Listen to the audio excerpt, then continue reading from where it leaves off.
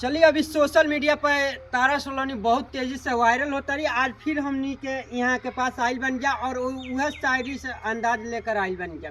तो बहुत बहुत स्वागत बा रहुआ के हमारा चैनल में। आपके भी स्वागत। और कैसे हैं? अच्छा, बहुत बढ़िया बानी, भोजपुरी में बोलल जा। तो एक बात बताइए, अभी रउरा कैसन माहौल चलता है वीडियो इतना वायरल होइला के बाद? अच्छा बा। अच्छा बाबे, शायरी में कुछ बढ़ोतरी भइल बाबे, नया नया शायरी? हाँ। तो हमारे दर्शक के सुनाई कि सुनले बानी तोहरा शहर में वफा मिलेला, दिल टूटला के दवा मिलेला। कि सुनले बानी तोहरा शहर में वफा मिलेला आ दिल टूटला के दवा मिलेला। इहे सोच के आई रहनी तोहरा शहर में, कि इहे सोच के आई रहनी तोहरा शहर में। बाकी ये जवैला के बाद पता चलल कि दिल लगावला के सजा मिलेला। और ही एगो सुनाई।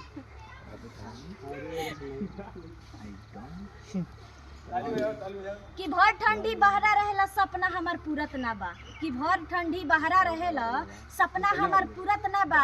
अरे ये करे जा ठंडी में रजाई के ना तुहार जरूरत बा।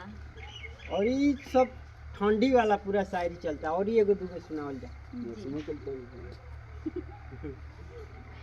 कभी सुबह तो कभी शाम यादें आते हैं, कि कभी सुबह तो कभी शाम यादें आते हैं। आईने हम देखते हैं और नजारा या पाए। शायरी वायरल भइल, वो मीडिया वाला थोड़ा सुनाई था। हाँ, कि पाकल आम टिकोरा ना होला। कि पाकल आम टिकोरा ना होला।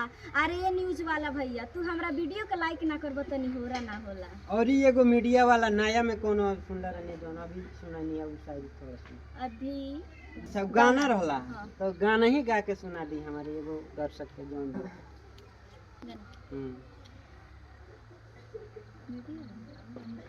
कोही सुन दीदिया रे, पीछा पड़ल बावे मीडिया रे। ऐसन पूछला सवालिया कि हमर उड़ल बावे निंदिया रे। कहा कोही सुन दीदिया रे, पीछा पड़ल बावे मीडिया रे। इंस्टाग्राम फेसबुक पर बानी हम छइले, जब से शायरी वाला वीडियो बानी हम बनैले। ऐसन पूछला सवालिया कि हमर उड़ल बावे निंदिया रे। का कोही सुन दीदिया रे, पीछा पड़ल बावे मीडिया रे। अच्छा, ये मीडिया के गाना के लिखले बा कौन चैनल पे आइल हुई? ये हमार अजी तारा भोजपुरिया पे हमार चैनल है। कितना रिलीज हो गइल बा का है? जी। कितना चलल बा अभी तक? अभी तो हम चेक नहीं केले। अभी चेक नहीं किया भाई ना। तो देख सकतानी रउआ लोग के ई नया नया गाना अभी आवत आवे आ बहुत अच्छा लागता। यहाँ के जौन भी बात कहतानी अपन दर्शक के बहुत लोग ध्यान से सुनता। और के बहुत सारा लोग निगेटिव भी मतलब उतारत है। का कहेला लोग निगेटिव? गांव के लोग चाहे बहुत सारे लोग जो कहत है शायरी राव सुन के कुछ कहेला लोग सब। और तो शुरू में तो सबके दिक्कत होला, और ऐसे ही भी आज भी और काल भी, मतलब जब तक हम तो ही कहनी कि जरे वाला के जरूरत जौन काम बा तौन अपन कर, उसे मतलब ना रहेला हमके। मैंने रउआ कान में कोनो बात सुनाइल बा जे हाँ हम ऐसा ही काम करता नहीं, गाना वाला काम करता नहीं, तो बहुत सारा उल्टा पुल्टा कोनो बात सुनाइल बा? हाँ, जैसे कि अब रउआ जैसे बानी एगो सीढ़ी दू सीढ़ी चढ़ गल बनी और तीसरा पे जब चढ़े के शुरुआत करें तो वहाँ तो जरूर लोग चाहिए कि हम ठेपी मार के गिरा दे। पर हम ऐसा नहीं कि सोचत कहें कि हम सोचत आनी कि लोग का कहता हमके उन्हें के सुने के, और हम हमरा कौन मंजिल पावे के बा ओके मतलब हम प्रयास में बानी। अच्छा, जौन रउआ सबसे पहला शायरी वायरल भई रहा है वो हमारे दर्शक के तनी सुनाई था। बैटरी वाला? हाँ, बैटरी वाला। कि भरोसा जान करिए चंदनवा बैटरी वाला गाड़ी पर। कि भरोसा जान करिए चंदनवा बैटरी वाला गाड़ी पर, आ जहे ना तहे पलट जला चोट लागी तोरा गाड़ी पर। बहुत आई कौन चंदन के देख के कहले रहनी?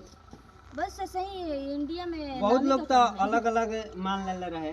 नहीं, ऐसा कुछ नहीं के कहे से कि नाम की कमी नहीं थे। दुनिया में बहुत नाम है। अच्छा, एगो बात बताइए रउआ, एगो मतलब कि केहू के साथ न्यूजा वाला के साथ हम देखले नहीं कि के हवे, लेकिन जौन शायरी रउआ लोग का वीडियो बना रहा है उनमें से कुछ सुनाई था। वुमेन के वहाँ के रहे वुमेन की मार रहेगी। कि हो गई दूसरा के अमानत तो तू जीत पड़ के का करब, कि जब हो गई दूसरा के अमानत तो तू जीत पड़ के का करब। अरे ये अजय जब हम हो जाम दूसरे के मेहरारू तो तू हमरा गांव से प्रधानी लड़के का करब। अच्छा, बहुत अच्छा लागल। और प्रधानी वाला भी एगो शायरी रहा सुनला रहनी, बहुत अच्छा लागल प्रधानी वाला। ये रहे ना एगो प्रधानी वाला कोनो और भी शायरी रहे हमरा याद, मतलब थोड़ा बहुत ये रहे और ही कोनो सुनाई शायरी कि चांद के चोर देखेला आ रात में मोर देखेला, कि चांद के चोर देखेला आ रात में मोर देखेला, आ हमरा बुरा तब लागेला ये पवन जी जब रउआ के केहू और देखेला। देख सकत बानी कहाँ कहाँ से शायरी सुना, मतलब लियावा नहीं हमारे समझ में ना आवेला। अलग प्रोडक्ट मतलब सोशल मीडिया पे ऐसन मतलब इतना शायरी देवे वाला केहू हैया नहीं है क्रिएटर। तो ये पब्लिक के आशीर्वाद और माता रानी की कृपा है। शुरू में का शायरी बोले के आदत है कि गानों न गाओ? नहीं, अभी हम 2 साल पहले मतलब सिंगिंग करते रहनी है, ओकरे बाद से सिंगिंग भी मतलब 10 दिन 15 दिन के बाद आवत रहनी है सिंगिंग करे। ओकरे बाद से हम बीच में गाना पर भी रील बनावत रहनी है, ओकरा बाद से शायरी के स्टार्ट करनी। अच्छा, कॉमेडी वॉमेडी से ऑफर आई रहे कि ना? बहुत सारा मतलब आपके चेहरा तो ऐसा ही फेमस बा, हर कोई आपके जान जाता है कि हाँ ये तारा सलोनी है, तो मतलब ऑफर आई रहे कि ना आई रहे? हमारा जीवन में पहली बार हमके कॉमेडी वीडियो में शूट काहे से कि भइल बा 2 गो, और उ हमरा यूट्यूब चैनल पे रिलीज भइल बा। रउए मतलब चैनल पे आई ना? जी, अजय तारा भोजपुरिया पे रिलीज हो गइल बा। जी। अच्छा, ये बात बताइए, पवन सिंह के बारे में चाहे खेसारी लाल के बारे में कोनो शायरी रउआ बनैले बनी? जी। का तो सुनाई। कि निकल जाला आंसू जब बात ना होला, टूट जाला दिल जब मुलाकात ना होला। कि निकल जाला आंसू जब बात ना होला, टूट जाला दिल जब मुलाकात ना होला। अरे ये खेसारी जीरोवा के याद कई बिना सो जाए ऐसन कोनो रात ना होला। पवन सिंह के एगो बात जी। कि दिल हमार बड़ा बाटे भले जात के छोटा बानी, कि दिल हमार बड़ा बाटे भले जात के छोटा बानी। अरे ये पवन जी इतने से ना फर्क बा, रउआ अमीर बाप के बेटा बानी और हम गरीब बाप के बेटी बानी। चलिए हमरा पे एगो शायरी बना के दिखा दी। का नाम? प्रेम सागर नाम हमारा। प्रेम सागर। कि टेबल पर फूल बा उठावत काहे नहीं ख, कि टेबल पर फूल बा उठावत काहे नहीं ख। अरे ये प्रेम सागर फसल बड़ा दूसरा से तो बतावत काहे नहीं ख। ई मतलब ई शायरी बनाओ के जब भी चाहतनी तभी बना सकतानी, केहू के ऊपर बना सकतानी ना। देख सकतानी रउआ लोग के ई टैलेंट ई गांव में से निकल के आइल बावे। हो सकेला कि अगर यह टैलेंट कोनो शहर में मतलब कि बड़ा बड़ा नगर से अगर रही तो ओका अच्छा प्लेटफॉर्म मिली, लेकिन इतना मेहनत कइला के बाद से भी समझी कि यहाँ के अच्छा एगो प्लेटफॉर्म नहीं मिल पावत। रउआ लोग एक बार देख लो हम लोग कि एगो शायरी बोल बोल के जौन बिहार के लड़का रहे कपिल शर्मा के शो में वायरल भई रहे, शायद आप देख लो के। तो रउआ लोग इस शायरी के इतना शेयर करी लो कि यहाँ के जितना चमकल बनी ओकरा से ज़्यादा यहाँ के भाग उजागर होको और यहाँ के खूब ढेर सारा वायरल होकी। अच्छा, और ही बताई कि आगे रउआ का करे के बा?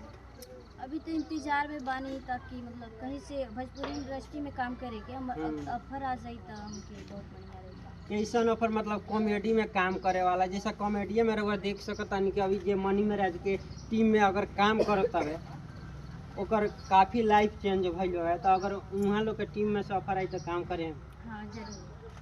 का चार्ज लेम, का पैसा लेम बताई? पैसा हम तो ये कहें कि हमार काम अच्छा लगी ओकरे बाद से, और चार्ज जोन होकी तो हम देंगे। जी। और ये हमारे दर्शक से जाते जाते क्या कहे के चाहती हैं? हम तो ये कहना चाहतनी कि हमारे यूट्यूब चैनल अजय तारा भोजपुरिया और सिंगर तारा सलोनी के नाम से पेज बा, और एक पेज और है अजय कमखिया बंगाली के, तो प्लीज़ लोग वाले सपोर्ट करी लो और ज़्यादा से ज़्यादा वीडियो शेयर करी लो। अच्छा, ये को बात बताइए, अब जाते जाते बस थोड़ा समय और ही लेम, मेहरारू लोग पर शायरी बनैले बनी कि ना? जौन मतलब कि ये बार देखता नहीं बहुत चलता है कुली मार्केट में, जौन आपस में मेहरारू लोग 2 गो 3 गो बतियावता लोग ओके लेके मेहरारू लोग पर शायरी बनैले बनी? नहीं, ऐसा कुछ नहीं। अभी नहीं है ना? तो रउआ देख सकनी कि अभी हमारे संगे सिंगर तारा सलोनी रही और अपन शायरी से सब केहू के बिहार के यूपी झारखंड के लोग के मतलब कि खुश करे के प्रयास करेली। तो रउआ लोग के ई वीडियो कैसन लागला कमेंट में बताएम लो, और इस चैनल टार्जन 24 न्यूज़ के जरूर सब्सक्राइब कर लेम लो। धन्यवाद।